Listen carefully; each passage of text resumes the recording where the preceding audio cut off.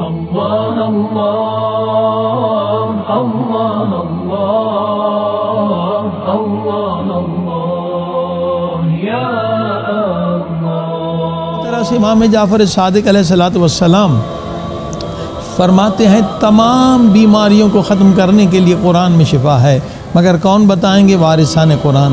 इमाम पाक ने फरमाया ला इलाज बीमारी, कैंसर का मरीज़ हो, ब्रेन हैमरेज हो, जो भी बीमारी हो, फ़जर के बाद 100 मरतबा सलवात पढ़े, 70 मरतबा सूरह अल-हम्द, 70 मरतबा 4 कुल, 70 मरतबा आयतुल कुर्सी, फिर 100 मरतबा सलवात ज़मज़म के पानी पे।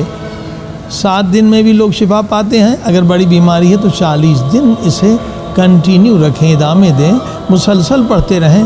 तकरीबन 40 से ज़्यादा, तो ये हमारा तजुर्बा, एक डॉक्टर समद साहब हैं पाकिस्तान में, कोयटा में, उनको ये नुस्खा दिया। 3 सालों में उन्होंने 40 से ज़्यादा कैंसर के मरीज़ जो लाइलाज थे उन्हें शिफा मिल गई।